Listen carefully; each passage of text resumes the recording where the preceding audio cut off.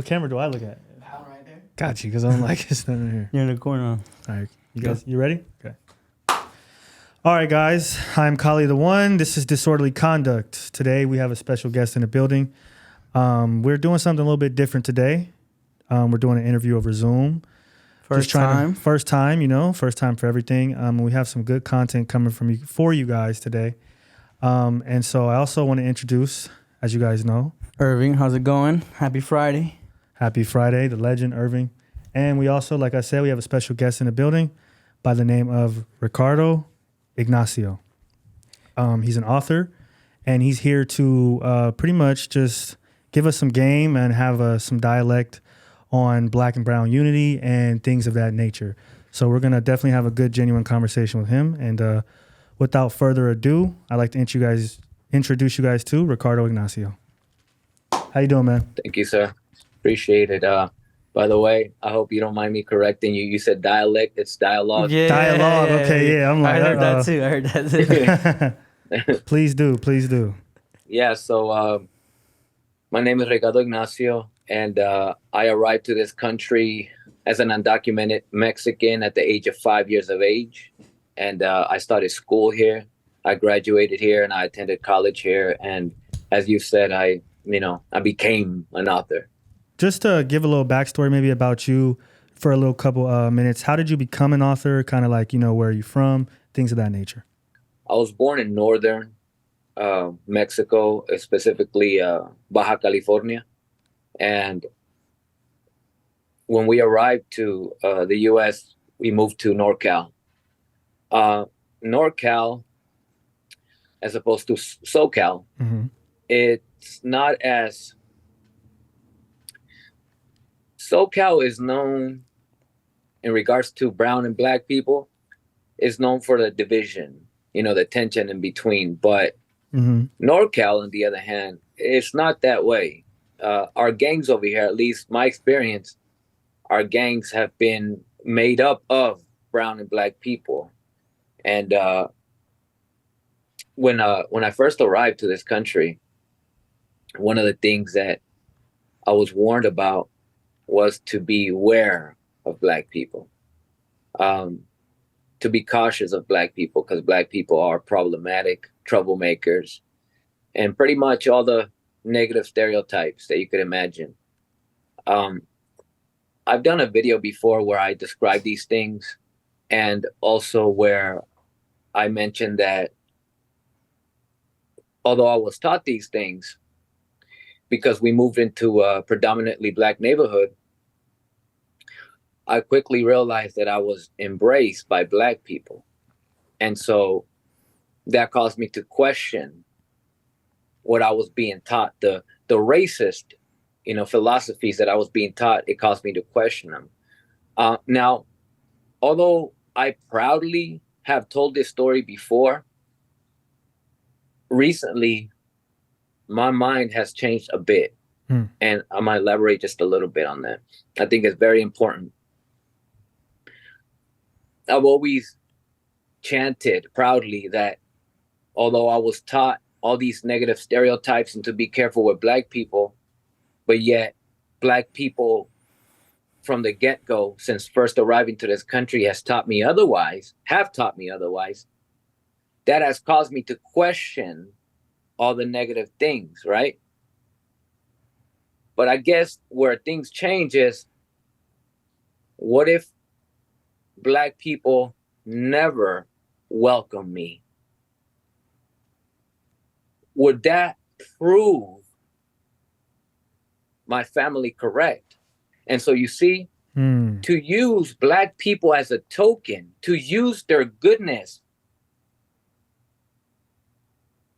as a way to say, no, we were wrong all along. Well, do black people have to really do something for us, for racism against them to be wrong, for us to finally see black people as humans, to validate their humanity? Because the real problem here is white people never have to do anything for us, because by default, white people are the good guys. They get the respect, yes. Absolutely. And by default, black people are the bad guys. Now, if we look into history a little bit, American history, we realize that the reasons why in this modern day we are in the predicament that we are in is because of white people. Because white people, Europeans arrived here and caused the damages that they did. It wasn't just a one-time thing. It's ongoing centuries of colonization and ethnic cleansing, acculturation. And it evolves as time and time, it gets more and more advanced. Absolutely. Slavery and things of that nature. So you would think that the default is to beware of white people and to, by default, in a way, for lack of better words, team up with black people, because black people and brown people were on the same boat, colonized by the same, Caucasians, if you will, right? But no. So the real problem here is not, I was taught these negative things about black people, but now I don't feel that way because black people embrace me. What if they didn't? Would this prove the racist stereotypes correct? You see? So I've been wrong. I've been wrong in chanting this story for many years of, black people have embraced me my whole life, because they have. They have. But what if they didn't? So the fact that black people had to go out of their way to do something for me, to embrace me, is a problem in itself. Yeah. You see? That is a huge problem in itself. So I wanted to open up with that because that's one of my most recent videos that kind of went viral. And so I wanted to kind of change the script a little bit because I realized I was wrong in championing such a story, almost as if to say, oh, you see, guys, black people are not bad. They embraced me. They have nothing to prove. That is the most wrongest thing I've ever chanted in my life, and I've never realized it until recently, when I realized, wait a minute, white people never had to do me favors, and I always thought they were the good guys. White people have never done anything good for us, but yet my family never warned us about white people, but only about black. There is a problem here. But anyway, sorry about that. No, I liked what you said about how, black people had to somewhat go out of their way to approach you for you to feel, or, for people to feel like, hey, okay. They're really not how I thought they were. They're not how I thought they were. I had the wrong idea about them. Wrong impression of somebody. And I think that actually stemmed from, obviously, like you're saying, the Caucasian. Because when you think about it, if you can, go back further, they've separated us. Not only have they separated us, they've put us in areas that, with lack of opportunity, right? When it comes to jobs, education, lack of protection from the police, lack of medical services, all these different things that come into play that limit us. So I was telling you this the other day, like you can go to a neighborhood that's predominantly Hispanic, or you can go somewhere where Chinatown, or you can go somewhere where there are people who are Jewish, and see signs in their language and all these different types of things. There's nowhere for that for black people in America. I mean, at least in California. So while what you're saying is so great to me, because it proves the point of like a lot of us that do, get better opportunities and do more things and know more people, we have to go outside of our bubble to do that, to gain that. Whereas in a lot of other people, it might be accessible. The opportunities come to them. Now, it's not to say that everybody, other people just have so many opportunities, but I do think that that's the case. Somebody, a Caucasian male in North Dakota, for instance, he might never come across somebody who's, brown. He might never come across somebody who's black ever. You get what I'm saying? And he doesn't have to. He can live the rest of his life without. So me, if I want to progress and grow right now, I have to interact with other people. And so I have to prove them wrong. I have to prove them wrong. Yes. You have to go and, be a scholar. Like the higher education you are, or if you have money, that's when you're finally valuable to, Caucasians or other people. If you don't have anything that is of value in their eyes, you're still seen like you're not worth enough. You're not at their level. You could see a white person that's not rich and not, so smart, but they're still put in this pedestal. Yeah. When it comes to minorities, if you have, you have to go to school, be a doctor, read this, prove yourself, continue to prove yourself for the rest of your life. And I think that that's true, you know. And even when you do that, you still have to deal with a bunch of microaggressions. But I do like the question of, if, you know, we did do something bad, then would that prove the point of the stereotypes? And so I think you have to look at it more as a case of, you know, we think about race so much and color so much when it comes into how we judge a man, instead of just judging him by, you know, Their actions, how he interacts with me, you know what I mean, and others, obviously. But I did want to talk to you a little bit also about, you know, now that we are on the black and brown unity thing, of, I guess, the differences between Northern California and Southern California. I have family in Richmond, California, so I do agree with what you said, as in the relationship is very different from North and South. And so speak to that a little bit, if you will. Before I jump into that, Okay. let me just kind of give just one more input in regards to that topic, because I think it's relevant, especially for what the other guy said right now. So you see, some years back, I was gaming online, right? And some dude from down south, I'm talking about South Carolina or North Carolina, one of those places over there. This guy, we were on the headset gaming, and he didn't know what I was as far as like ethnically or racially, and vice versa. He wanted me to Skype him so that I could guide him through something, and he was going to pay me, right? So I said, okay, fine. So we Skype. And let me tell you, when the Skype screen opened, there's this white guy there. He was in his living room, and he had a big old Confederate flag in the background, right? And here's the thing, very interesting. He had that, and he didn't know that I was going to be a Mexican guy that was going to pop up. So when I popped up, he was kind of frozen for a little, like, oh, you're a Mex? Oh, okay. I thought I was dealing with another white folk here, you know, right? So as we were talking, you know, he seemed so awkward, like he didn't even know how to communicate. He thought I was another species or something, right? And it was obvious that he's never interacted with a Mexican before, or maybe not even a person of color, right? So the way that this is interesting is that the second day that we did the Skype, because it was a 2-day thing, the second day he didn't have the Confederate flag anymore. He took it down, right?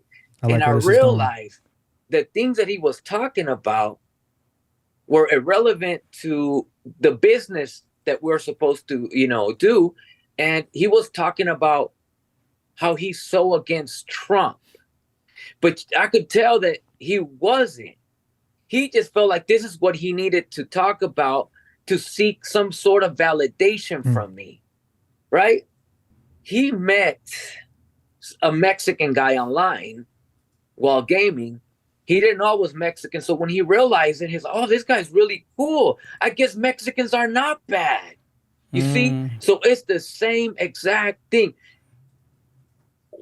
Somebody had to prove his racist expectations and or stereotypes wrong. And that's how I feel in this situation that I gave in regards to always chanting the same song of, you know, when I came to this country, I was told black people are this and that, but then I realized they're not bad because they embraced me. Black people had to do something good in order to prove racist views wrong. And when I seen this guy take the Confederate flag off, I felt the same way. And that's when I began to realize, wait a minute here. If I never met this dude, his views would never change. So a good Mexican had to show up in his life for him to question his racist views. So I guess the root of the problem is the racist philosophies that are passed down. And who passed these philosophies down? Why do we carry these philosophies of, by default, the black man is bad, the white man is just by default good, until proven otherwise, right? So one of the things I also talked about in some of my TikTok videos is when I was a little kid, you know, my mother used to tell me, get out the sun, you're getting darker.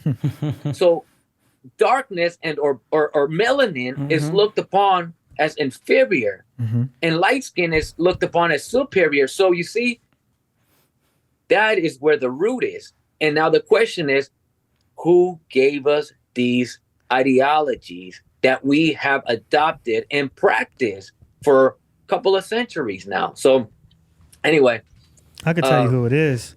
And go ahead. real quick to that Of topic, course. because I was born in Mexico as well. So my whole life, I've heard the whole, the lighter people are above, even if we're from the same country, the lighter people who are, Jalisco, Guadalajara, et cetera, above people that are born more south or a little more north. So depending on the color of your skin, no matter if you're born in the same country, you're still looked upon, a different way just because, somebody's light skin with color eyes compared to somebody who's more dark skin with brown eyes.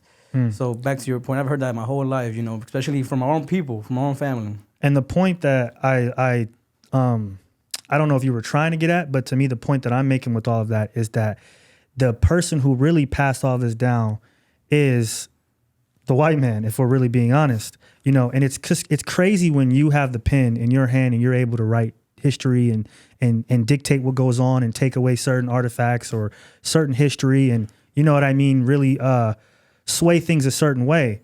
But that is true. It's the white man, when you really think about it, that's the one that has us fighting not only against other races, but within our own race based off of a color, when in reality, we're all still getting treated the same.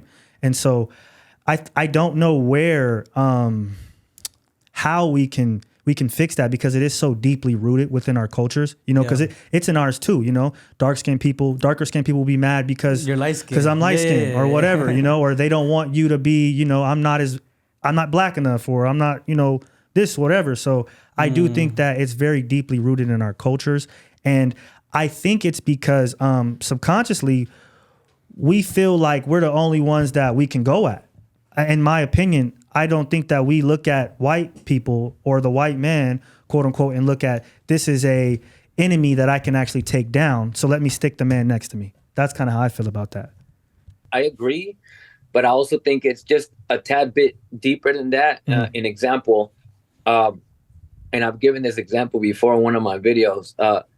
When us, typically meaning black and brown people, when we're walking on the street and either a black or a brown person is walking our way, we mean mug. And if the mean mugging is a little long, is what the F you looking at? However, if a white man is walking our way, is excuse me, sir. So you see, there is a level of internalized hatred, man. Internalized racism in us that causes us to see each other, ourselves, as the enemy. You see what I'm saying? And that also comes into play with the fact that by default, as I've said, and he said, by default, melanin and or dark complexion is seen as inferior or as the enemy. Meanwhile, the pale skin, the blue eyes is seen as superior or as the good guys. The white standard of beauty. What is the standard of beauty? It's white. So white and color eyes. Whether we realize it or not, these are the ideologies that we're living on. This is our foundation. And the problem is that most of us never realize it and never will realize it. It's very difficult to come to realization that this is the way it is because of a white supremacist agenda, a narrative. My grandma, who I first heard the colorism problem from, if I were to explain these things to her, she would look at me like I'm crazy. Like, what the hell are you talking about? If I were to tell her, Grandma, do you know that the reason why we see dark skin as feo, as all the negative things, is because white folks, when they arrived from Europe and they colonized us, they started putting these racist ideas in our heads. You know that's why? She will look at me like, what the hell are you talking about? So you see, this attitude that, like, such as my grandma has, is the reaction that a lot of our people get because it's so normal. It's so normal. And it's been the norm for so many years, so many decades, decade after decade, it's been the norm. So when you finally bring a new concept and say, hey, wait a minute, let's question this a little bit. Like, what are you talking about? So I think one of the most difficult things for me, an example at least, is that when I go to schools, like to middle and high schools to do presentations on colorism and racism, it's very easy to teach these things to children. Children get excited, like, oh my God, I never saw it this way. And they want to learn these things. But when I speak to a person who's older, like 30s and up, they don't want it. Yeah. What are you talking about? Because the indoctrination is so deep. So that's the reason why I specifically focus more so in school on the youth, and because the older people, the level of indoctrination is real. But go ahead. And it's important that you focus on the youth because those are the ones that are leading going the to future. They're going to take the reins anyway. So it's very important that we get to them. You know what I mean? But I do think that older people are indoctrinated so much so that, and I'll use this as an example. I've came across, white men, white women. I've came across Mexican men, Mexican women who were, you could say, indoctrinated so much so that even after them meeting me face to face and seeing that I was, not what they thought, they then therefore assigned that only to me. So then now it's, well, only you're like that as a black person. It's still not possible for everybody else to be. It's only you, or I only like you. You're the homie, like, but I don't like anybody else. Only you. And so we deal with that type of stuff all the time. It's kind of like when one of the first times I was dating a black girl when I was around 19. I thought she was the most cutest girl ever. So I have a picture of her, right? A selfie or whatever. And I'm going to show it to my cousin. I said, I tell him, I'm talking to this person. And I show him the picture, trying to show off, trying to brag, Like I got me a baddie, And so he says, oh, she's cool for a black girl. Yes. Yes. You see? And so when he said that, I thought, wait a minute, hold on. For a black girl, what does that even mean? Yeah. What do you mean by that? I'll tell you what it means. It means that black people are not attractive by default. Mm-hmm. You see? Black people are not attractive by default. Now, is this so? Of course not.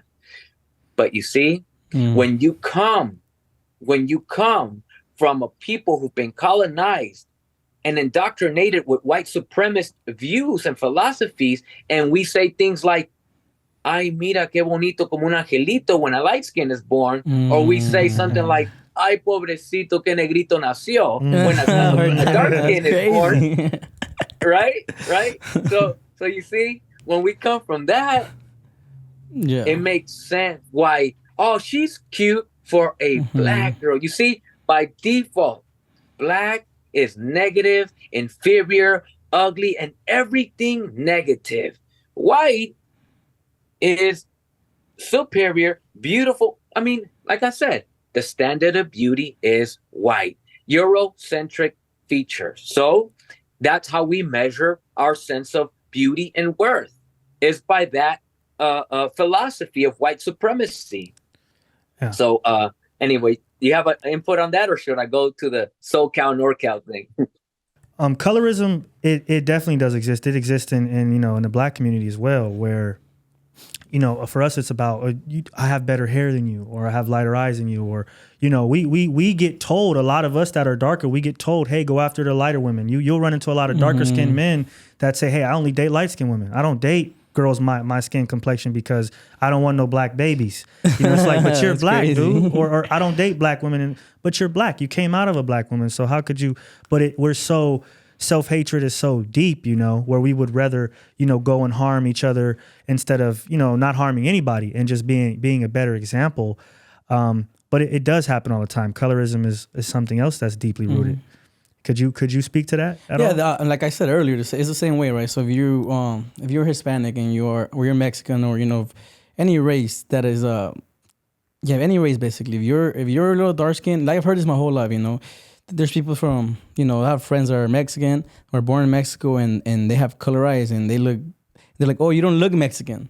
Yeah, you don't look Mexican. So like, but they are more Mexican, and their whole family's history is from that same spot. So that's just a thing, just to let you know, like for somebody to think that Mexicans are supposed to look a certain type of way, there's Mexicans of every color of the spectrum of color of skin, and that's just a way of knowing. Like if they tell you don't look Mexican, that's already, these people think that you're supposed to look a certain type of way just because of where you're born. Speaking on the relationships, I guess, of how maybe Mexican people are viewing black people now in return, the way we view, you might get a lot of times, you might run into black people who are very, they feel like other races are trying to take everything from them. And so that might come into play with their relationships, where they won't let somebody of brown skin get close to them, or let somebody of white skin get close to them.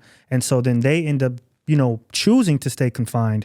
But it's not necessarily because of, which I feel like is the difference between our race maybe compared to other races, is ours, I feel like, is more of a defense mechanism that's been built over time, to where we're more so like, we don't want to mess with anybody. You know what I mean? Because of, the injustices or microaggressions, just racism, period. So I feel like we might not interact with other races, based off of a defense mechanism of just being scared.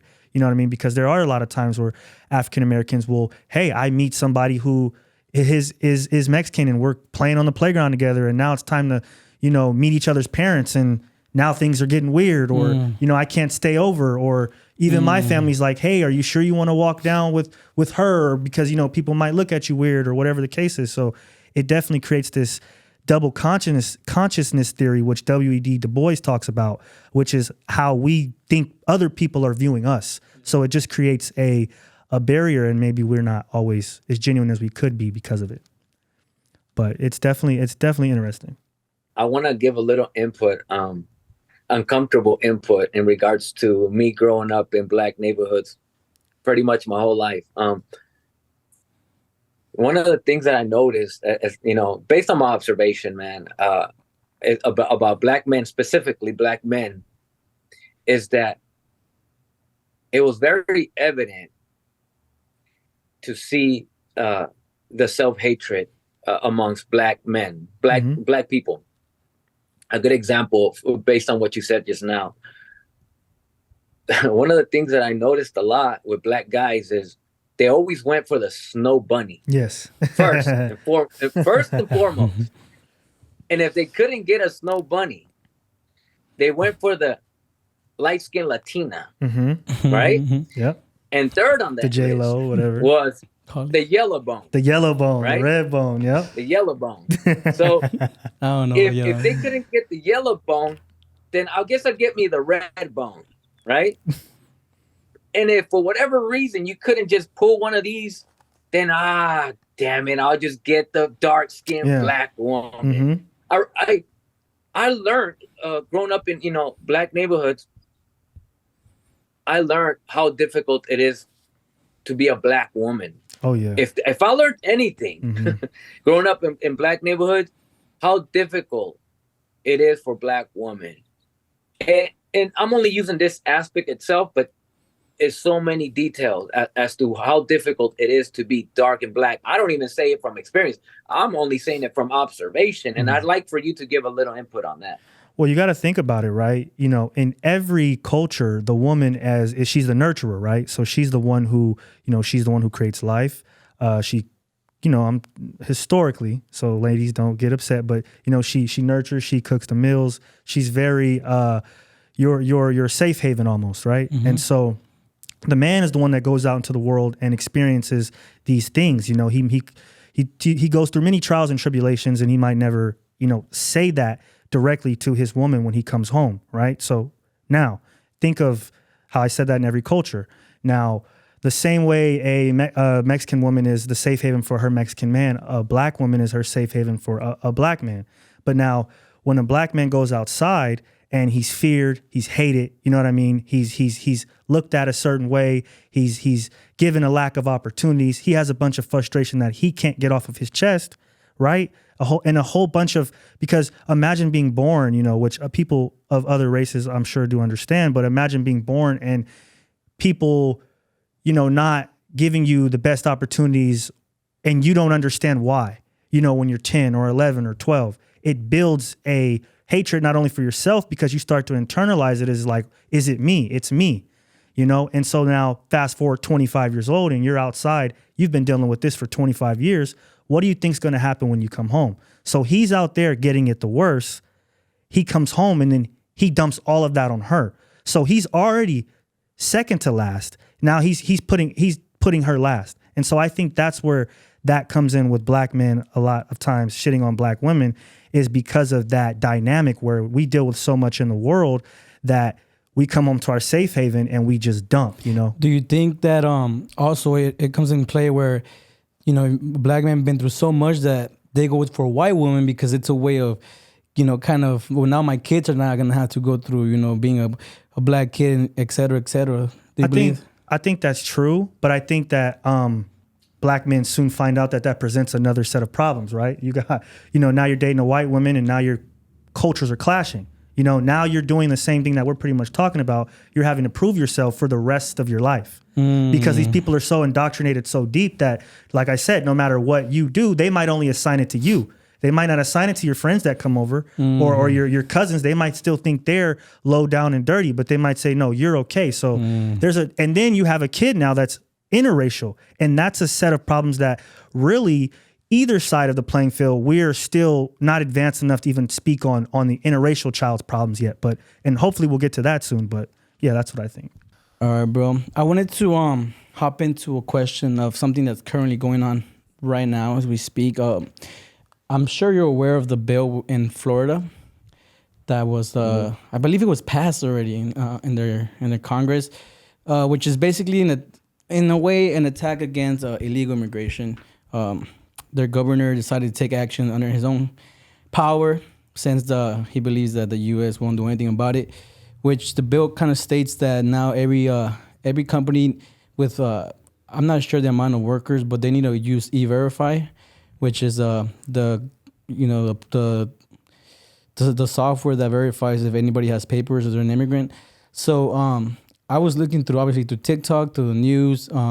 There was a lot of crazy stuff that was added to that bill that was later changed, which kind of included, like, if you drive anybody as an immigrant, you could go to jail for 7 years. If you house anybody, even if it's your family members, you're living in a household, which they kind of changed it a little bit, but it's still, yeah. So I wanted to ask you, what do you think of this topic, of this bill, and how do you think it would affect the economy over in Florida? If you don't mind, I'm going to touch this subject, but I'm going to go a little somewhere else with it real quick. Yeah, that's touch fine. on some history in regards to illegal immigration. Okay, that's fine. One of the things I always heard in recent years is that this is not a racial thing. This is not against Mexicans. This is about Protecting our not borders. wanting illegal immigrants, right? There's a problem with those claims, and here are the problems. So if you were to go back to 1930s, there was the Great Depression, right? The Great Depression happened in 1930s, and when it happened, the people that were blamed for this is the Mexicans, right? So ICE went around rounding up people that looked illegal. Now, the real question is this: what does it mean to look illegal? It's the skin of the right? tone of your skin color. Once again, back to the negative things of being a dark skin compared to light skin. Sure. So, what is the criteria of looking illegal, right? So, you see, let me prove how it's racist. Because when they were going around rounding up people that looked illegal, a very large amount of people were U.S. citizens, people that were born here but looked illegal and were deported because they looked illegal, right? So in the 1950s, there was something called Operation Wetback, right? Literally? Straight up. What? Straight up. All of these names that you What hear, the- it all comes from something. Damn, It all that's comes from crazy. something. And I was not aware Absolutely. of that. That's crazy. So everybody watching, I want you to Google Operation Wetback in the 1950s. So same thing. They were rounding up people that looked illegal. What is the criteria of looking illegal is the real question. Because let's be honest here. There is tons of undocumented people in this country from Europe, from Africa, from Asia, from the Middle East. Yeah, but when you think about an illegal immigrant, it looks like me and the dude in this video. Me? South of the border. Absolutely. That is the poster boy of looking illegal, right? And so due to this, a lot of Americans that looked illegal were deported. Every time there's an immigration problem, it's not talking about the European undocumented people. On the contrary, what happened when the whole Ukraine and Russia thing is going on? What did this country do? Send some money. They went to send for Ukrainians to come here. Not only did they donate around 120 billion to Ukraine, but they brought a ton of Ukrainian blue-eyed white folks to this country. But when the Haitians want to come to this country, what happened? It's a no, yeah. You see? So we have to think about the fact that it's not an immigration problem. It is a people of color problem. Specifically in this particular case, it is a Mexican problem. So that is one of the things that I wanted to give in regards to the history of immigration issues. 1930s, the Great Depression. 1950s, Operation Wetback. These are real things that were happening, and the people to blame are people who looked illegal. Now, I want to mention one last thing, and then I'm going to jump to that topic. During the Obama administration, over 1 million people, brown people, were deported under Obama's administration, right? The problem with this is that this government is so smart, so slick. You see, they deport over 1 million of us, and then soon after, they throw us the DACA, meaning here, forget about the damages that we just have caused on your people. When you think about deporting over 1 million people, you have to think about the fact that every individual in these 1 million people had families, children that were left behind. A lot of fathers and mothers were deported, and their children were kept here and put in the system. People don't realize the damages that reporting just a person in general, but 1 million plus people, right? People, yeah. And the reason why I bring this up, and I think history is important, is because for the people watching, you see, this bill in Florida, just like in Arizona in around 2006-7, the SB 1070, same thing. You see, this bill in Florida is going to cause so much damages, and as harmful and damaging and ruining as it's going to be. I think the biggest problem is going to be the bone that they throw at us after the damages have taken place. Now, during Obama's administration, it was DACA. Let's deport 1 million of you, and to help you forget, let's give you a bone. This is the history of this country.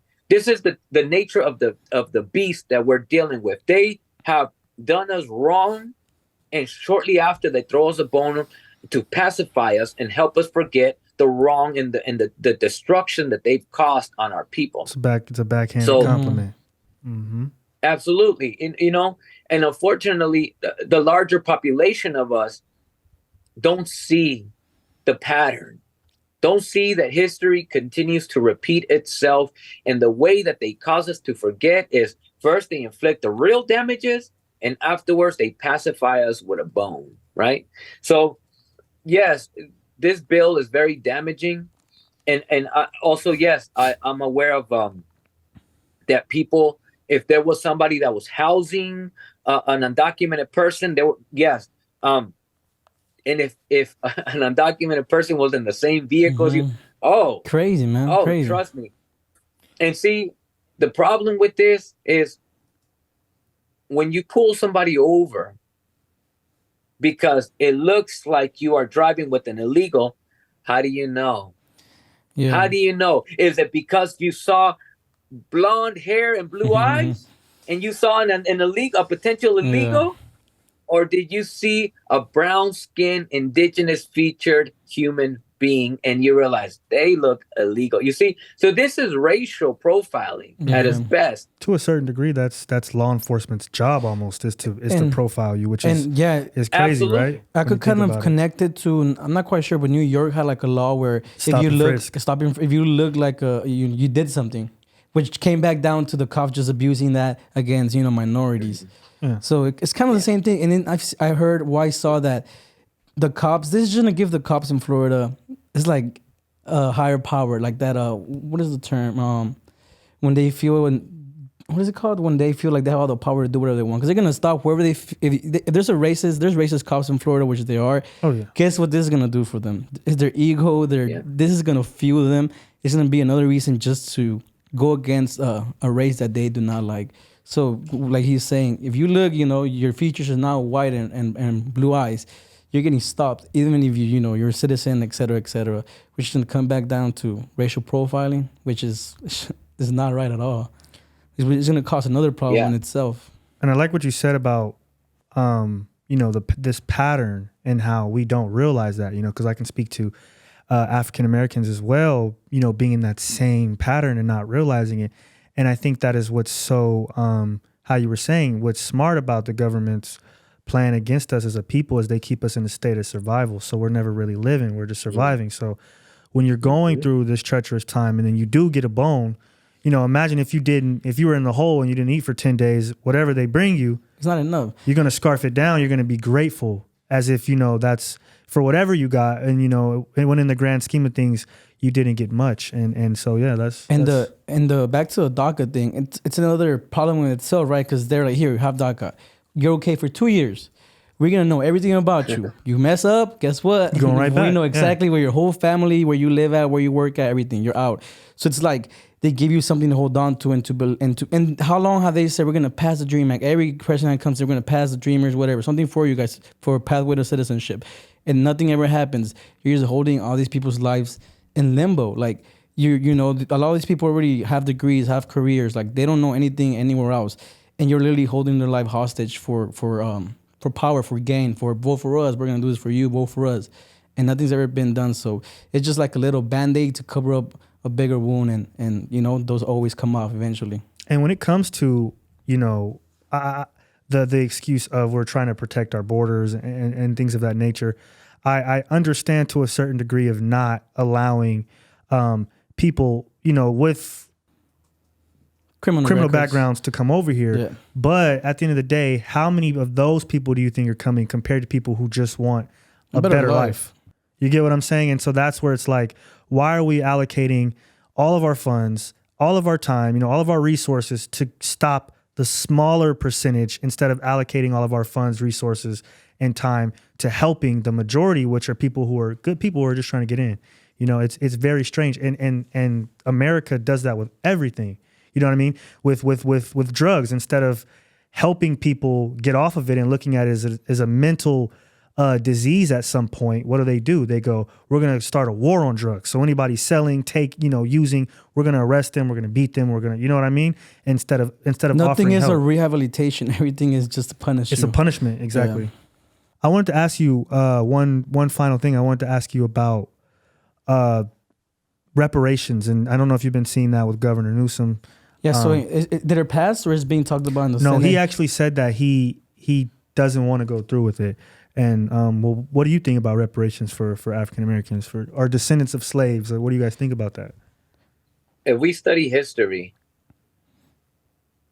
I mean, I just brought up Ukraine, right? Mm-hmm. So this is another country, irrelevant to us. We sent 120 billion plus dollars to them, right? Mm-hmm. During COVID, how many stimulus checks were we passing around? The government was passing around. Now, right? Let's calculate how much money, how many billions of dollars were thrown around during stimulus, during COVID, and then how much money was thrown at Ukraine. Now, one of the excuses that they say in regards to reparations is we can't afford it, right? So if you pay attention to history, every time that Black people try to build their sense of independence in this country, their sense of community, economic community, or control rather, what happens? I mean, let's look at the Black Wall Street. Black Wall Street, what happened there? Tulsa, Oklahoma. Yeah. Right. So the independence of the Black man is obviously a threat. What happened during the Black Panther era? The president, Dixon, at that time, said what about these Black men? They said, we cannot allow, and I'm paraphrasing, we cannot allow, no. The biggest threat, I'm about to Google, the biggest threat to this country is the Black man. Right. So, you see, so the real question is, why is the biggest threat the Black man? Why? So when you think about reparations, is, you see, white people enslaved African descent for a good 300 years, right? Check this out. During those 300 years, white people have had pretty much a 300-year head start. By the time that Black people were freed, white people already had their independence, their country, their whole entire, a system that they built to benefit whites at the expense of non-whites, right? Meaning that white people have a couple of 100 years head start economically and systemically. But yet, when the Black man is barely crawling out, they get very scared. It frightens the white man. And so the real question is, once again, is why? Why are white folks so frightened of the Black man rising? Well, I'll throw in a little quote. Something I learned when Obama was first president, when he first got in office. If there's anything I learned during that time, is how afraid white people were. I saw signs. White people held signs during protests. Obama is going to enslave us. Yes, I did see that. So if you ask me, that's only if you ask me, why Black people are not given reparations, is because white people are so paranoid that Black people, if they gain some sort of power, they will return the favor to the white folks. That's just what I truly believe. It makes sense when you look at history and how afraid white folks have been of Black people. Every time Black people try to build something, they come and destroy it. Every single time. During the Black Panther era, white people felt the need to infiltrate it, to say, we have to know what you're doing. We want to be a part of it because we want to know what you're doing, because we want to make sure that we are okay with what you're doing. Yep. And either you allow us to come in to verify that what you're doing is okay. And if we find issues with what you're doing, we have the right to suggest certain changes. Mm-hmm. And if you don't allow us, then you are a problem, you are a threat, and we're going to destroy you. Eliminate you. So, in my opinion, the reasons why there won't be reparations is because they could afford it. It's obvious that they could afford it. It's just they can't afford to lose power. Specifically, though, they can't afford to see the black man specifically gain power. They are a threat to these people. It's because white people feel so much guilt, and the evidence is here. The evidence is, oh, critical race theory is a problem. Let's ban certain books. Let's take away, ethnic studies. Why do you not want us to know the truth? It's obvious, man. Everything is so obvious as to how afraid white people are of their own actions that they not only have done, but they continue doing. They continue doing it. But and not only that, white people are not only afraid of us returning the favor, but when you look at, like during Black History Month, when I brought up the lady that created the home security system, when you look at a lot of things that are created, it was by somebody who was African American. We're talking about in America specifically, a lot of things that were created. So that's another aspect to it, is that if we know, that we're powerful in that way, we're actually smart, we actually, have the ability to do that, topped off with that money, it would be very dangerous. But the immense effort to keep us down is all because they do know the truth. And the truth is that, like I said, we have invented a lot of things that we haven't got credit for. We have, not only when it comes to tech or, advancements like in society that way, but we're talking about culturally, we're talking about socially as well. All these different aspects we have silently done a lot of work for. So somebody like that, that you have by force kept down, of course you're going to fear them, because it's kind of like when somebody's jealous, or it's like the number one guy in the group, knows number two is really number one, and he tries to whatever, sabotage in any way he can. That's what we're dealing with here. And in my humble opinion, I don't even think black people would try to return the favor. We just want our independence. We rightfully deserve it. It's just about having a better chance. Like, you guys were, your ancestors were taken away from so much opportunities that has led you guys to not be at such advanced places, in a better society, living in better places, better homes, financially in a better position. So why not, help you guys allow it? And it's, at the end of the day, just comes down to, it's not beneficial for the white people, for Caucasians. It's not like it's literally nothing coming to their pocket. It's all leaving to other people's pocket. And at the end of the day, it's greed. It's it's not beneficial to them. Why would they care? It's not affecting them. Why would they care? They're good. The majority are good. So that's basically what it comes down to. It's not benefiting them. It's going to benefit a different race that has nothing to do with them. And why? For what? And I also want to say, black and brown people, we need to, we need to acknowledge what's going on and the atrocities that have taken place over the last, 300 years. We need to accept them and understand that they're prevalent in our society, but we need to start taking our lives more seriously. And it starts with each and every one of us, being a better example. You don't gotta, go to school if you don't want to, but just try your hardest to not be a part of the statistics that these white people have tried to box us into.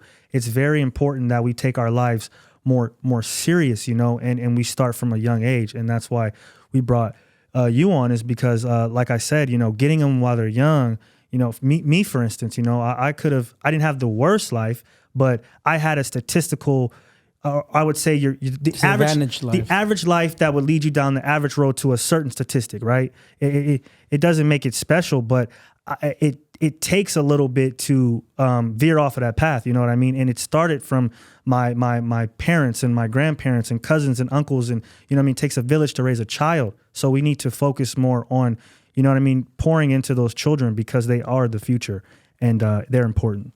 Do you mind if I ask the Mexican dude a question? Oh yeah, go ahead. Go ahead. Sure, go for it.